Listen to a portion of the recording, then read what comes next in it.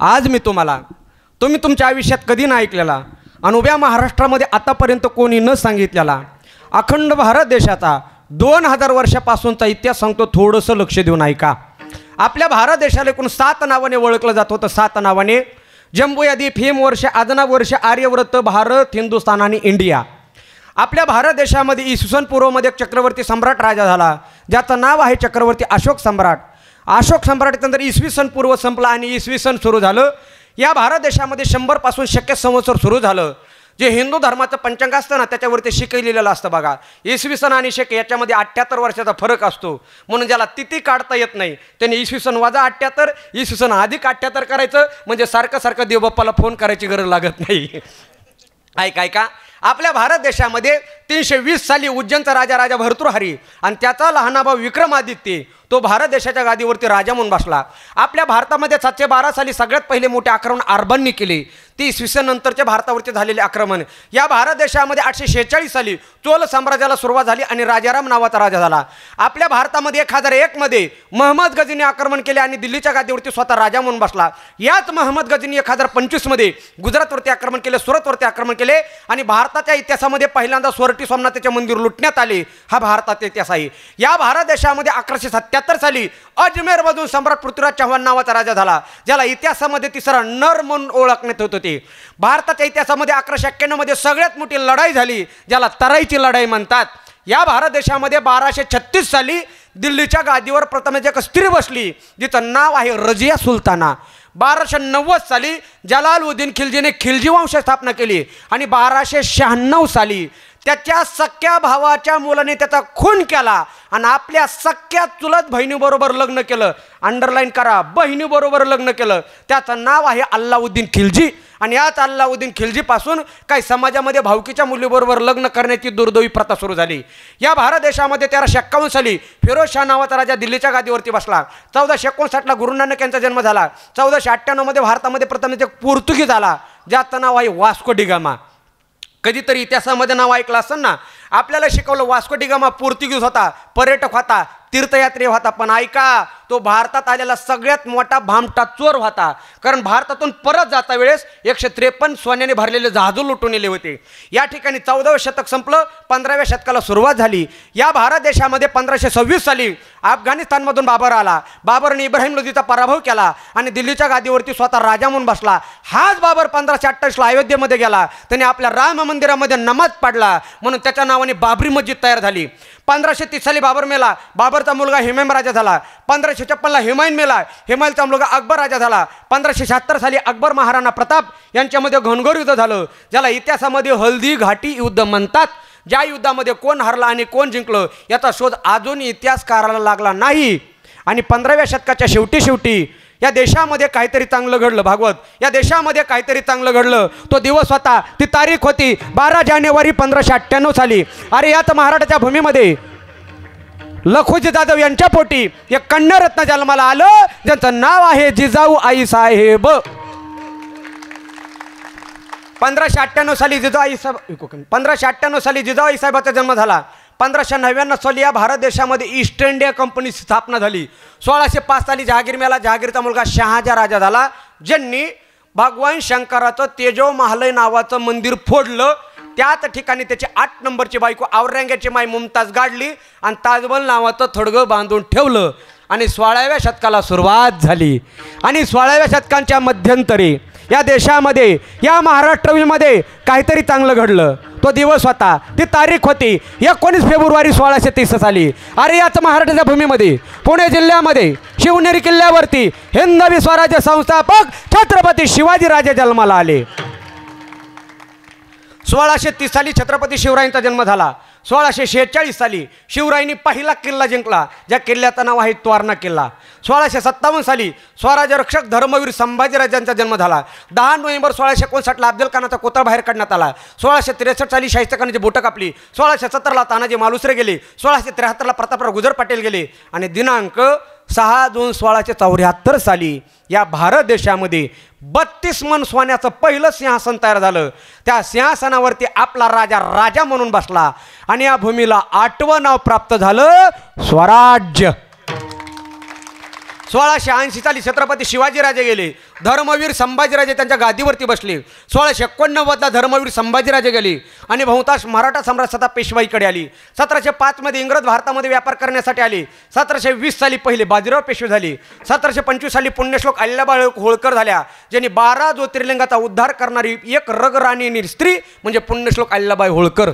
1760 साली दुसरे बाजीराव पेशवे झाले. 1799 साली यशवंतराव मल्हार झाले. 1 जानेवारी 1818 भीमराव कोरेगाव युद्ध झालं. 1828 साली मनकर्णिका तांबे एक महापराक्रमी स्त्री जन्मली. तिच्या पराक्रमाने तिला झाशीची राणी हे नाव प्राप्त झालं. 1848 साली क्रांतीज्योती सावित्रीबाई फुले, महात्मा ज्योतिबा फुले यांनी स्त्री शिक्षणाचा पाया मोकळा केला. 1857ला इंग्रजांच्या विरोधात पहिल्या चलोजाचा उठाव झाला. 1882 साली वंदे मातरम गीत आलं. 1885 साली काँग्रेस पक्षाची स्थापना झाली. दिनांक 14 एप्रिल 1891 साली महामानव भारतरत्न डॉक्टर बाबासाहेब आंबेडकरांचा जन्म झाला. 1898 साली साने गुरुजीचा जन्म झाला. 1902 साली स्वामी विवेकानंद गेले. 1910 साली शेगावचे संत गजानन महाराज गेले. 1917 साली सद्गुरू जोग महाराज वारकरी शिक्षण संस्था स्थापन झाली. 1918ला शिर्डीचे साईबाबा गेले. 1920ला लोकमान्य टिळक गेले. 1926 साली हिंदू हृदय सम्राट बाळासाहेब ठाकरेंचा जन्म झाला. 1929 साली भारत देशाची गायन कोकिळा लता दीदीचा जन्म झाला. 1931 साली राजगुरू भगतसिंग, सुखदेव अशा अनेक महान क्रांतिकारकांना फासावरती देण्यात आली. दिनांक 12/12/1940ला बारामतीच्या काकाचा जन्म झाला. 1942ला वर्ध्यातून चलोजाचा उठाव झाला आणि अखेर 15 ऑगस्ट 1947 साली आपला भारत देश तिसऱ्यांदा स्वातंत्र्य झाला. ऐका, 47ला देश स्वातंत्र्य झाला. 48ला महात्मा गांधी गेले. 49ला भारत देशाची राज्यघटना लिहिण्यात आली. दिनांक 26 जानेवारी 1950ला अंमलात आली आणि 1952ला भारत देशामध्ये 1952ला लोकसभेची पहिली निवडणूक झाली आणि या देशाचे पहिले पंतप्रधान झाले इंद्रजित महाराज रसाळ.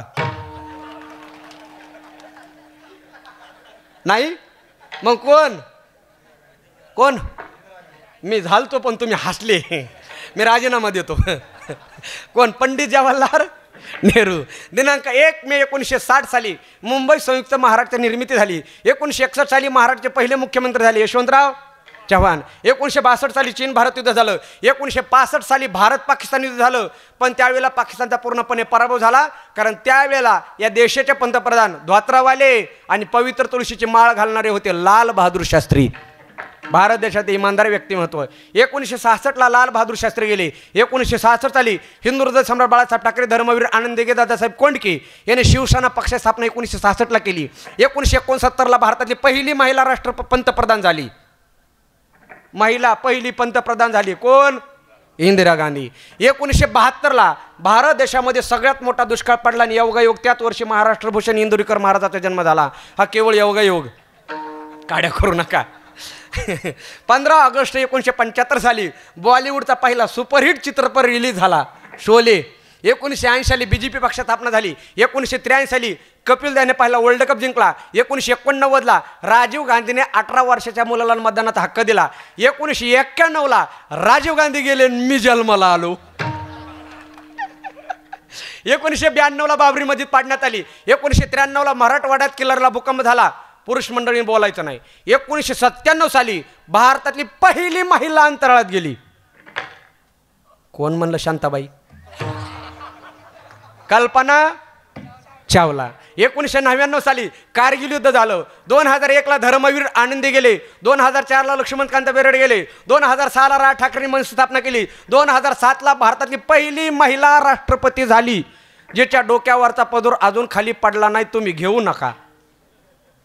प्रतिभाताई पाटील. 26/11/2008 ताज हॉटेल बॉम्बस्फोट झाला. 2012ला आपल्या देशातले 2 नेते गेले. पहिले हिंदू हृदय सम्राट बाळासाहेब ठाकरे, दुसरे विलासराव देशमुख.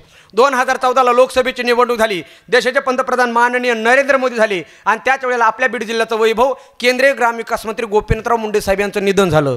2016ला दुसरी नोटबंदी झाली. पहिली नोटबंदी 1978 साली, दुसरी नोटबंदी 2016 साली. 2017ला अखंड महाराष्ट्र भूमीतून 56 प्रकारचा मराठा क्रांती मोर्चा निघाला. 2017-18ला मोर्चा निघाला. 2019ला लोकसभेची निवडणूक झाली. देशाचे पंतप्रधान नरेंद्र मोदी झाले आणि त्याच वेळेला महाराष्ट्रावरती 3 जणांचं महाविकास आघाडीचं सरकार आलं. 2020ला कोरोना आला, त्याच्यामुळे लॉकडाऊन झालं. 2021ला कोरोना 2 आला, परत लॉकडाऊन झालं. जानेवारी 2022मध्ये अनाथाची माय सिंधूचा सपकाळ गेल्या. दिनांक 7 फेब्रुवारी 2022ला भारत देशाची गायन कोकिळा लता दिदी गेल्या. जून 2022ला महाराष्ट्राचे महाविकास आघाडीचं सरकार ढासळलं, कारण त्या काळातले तत्कालीन मुख्यमंत्री माननीय एकनाथराव शिंदे हे 40 आमदार घेऊन पंढरपूरला गेले. नाही मग कुठं गेले तुम्हाला चांगलंच माहिती, काही माहीत नसतं तरी गुवाहाटी माहिती. ऐका आणि सांगोल्याच्या शाजी बापू पाटील यांचं काय झाडी पुढचं राहू द्या. हे गाणं गारलं. नंतर चालू झालं 2023 आणि 2023मध्ये भारतामध्ये 2च महत्त्वाच्या घटना घडल्या. पहिली घटना तो दिवस होता, ती तारीख होती 23 ऑगस्ट 2023 रोजी. या भारत देशाने असा पराक्रम केला, या विश्वातल्या 231 देशापैकी भारताने पहिला तिरंगा चंद्रावरती नेला. आपलं पहिलं चंद्रयान सफल झालं. म्हणून मी नेहमी सांगत असतो, अरे आमच्या झेंड्यावर चंद्र नसला म्हणून काय झालं, आमचा झेंडा चंद्रावर आहे. नंतर 2023 रोजी याच महाराष्ट्रामध्ये एक महत्त्वाची घटना घडली. ती घटना दिनांक 14 सप्टेंबर 2023 रोजी याच महाराष्ट्रातील एका सामान्य घरातील, एका सामान्य कुटुंबातील, एका सामान्य मराठी माणसाने महाराष्ट्राला 1.5 कोटी समाज एका जाग्यावरती आणला. त्यांचं नाव आहे श्री मनोज जरांगे पाटील. एका सामान्य माणसाने सगळ्या जाती धर्मातले लोक एकत्रित आले एका सामान्य माणसामुळं. नंतर चालू झालं 2024 आणि 2024मध्ये एकच घटना भारत देशामध्ये घडली, ज्याची नोंद अख्ख्या ब्रह्मांडासहित जगाने घेतली महाराज. तो दिवस होता, ती तारीख होती 22 जानेवारी 2024 रोजी. या देशाचा प्राण आणि अयोध्याचा राम 495 वर्षाच्या नंतर आपल्या मायभूमीमध्ये परत आला. आपल्या सगळ्या हिंदूच्या स्वप्नातलं राम मंदिर साकार झालं. आणि आता चालू आहे ते 2025 आणि आज दिनांक 25 एप्रिल 2025 रोजी मी पुण्यपावन आपल्या श्री क्षेत्र चिंचाळा गावामध्ये, वडुणी तालुक्यामध्ये, बीड जिल्ह्यामध्ये आणि अखंड हिंदुस्थानचा आराध्य दैवत छत्रपती शिवरायांच्या राज्यामध्ये कीर्तन करत आहे. हा झाला अखंड 2000 वर्षापासूनचा इतिहास.